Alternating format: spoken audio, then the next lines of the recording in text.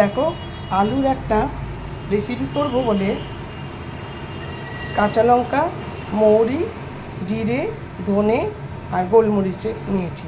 এটা আপনি বেটে নেব জল না দিয়ে, মশলাটা তৈরি করব। আর এদিকে পেঁয়াজ কেটে রেখেছি, আর এদিকে ডুবো ডুবো করে আলু কেটে রেখেছি। এবারে এই যে তরকারিটা হবে, এইটা কিন্তু লুচি দিয়ে, পরোটা দিয়ে, রুটি দিয়ে সবেতেই খাওয়া যাবে। খুব সুন্দর একটা রেসিপি হবে। আজকে আমরা ব্রেকফাস্টে লুচি খাবো, তাই জন্য এই আলুর তরকারিটা করছি। দেখতে থাকো, সঙ্গে থাকো। এই যে প্যান বসিয়ে দিয়েছি, গ্যাস জ্বালিয়ে দেবো। এর মধ্যে তেল দেব।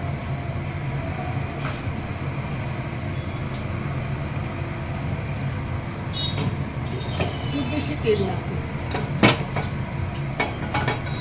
আদা বাটা দিতে হবে, কিন্তু আদা বাটা আমার আছে, সেজন্য আদা ওর সঙ্গে বাটা করে দিলাম।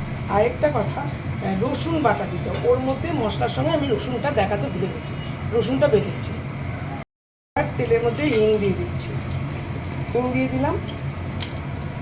হিংটা একটু নাড়িয়ে চাড়িয়ে এবারে আমি পেঁয়াজ দিয়ে দিলাম। পেঁয়াজ কাটা কেটে রেখেছি, দেখিয়েছি, ওটা পেঁয়াজটা দিয়ে দিলাম। তেলের মধ্যে কটা কারি পাতা দিয়ে দিলাম। এবার আমি আলুগুলো দিয়ে দিলাম, আর হলুদ দিলাম। আর ওই মশলাগুলো তো সব দেখে নিয়ে এসেছি। আর আদা বাটা,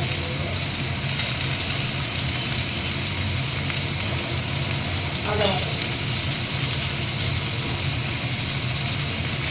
ভালো করে সব মিক্সিং করবো।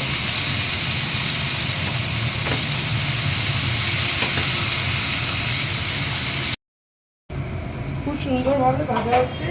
এবারে আমি তৈরি করে রাখা মশলাটা দেব। এবার মশলাটা সম্পূর্ণ দিয়ে দেবো। এই মশলাটাই হচ্ছে আসল। যা সুন্দর খেতে হয় না, অবশ্যই তোমরা করে কিন্তু খাবে। খুব বুঝতে হচ্ছে। এবার মশলাটা ভালো করে মিশিয়ে নেবে। এটাই বিশেষত্ব মশলাটাই। দেখো কিরকম সুন্দর এখনই কালার এসে গেছে। এই ঢাকা দিয়ে দিলাম, ঢেকে একদম সিমে আছে। তোমরা ইচ্ছে করলে কিন্তু আলুটা সেদ্ধ করেও করতে পারো, আমি সেদ্ধ করিনি।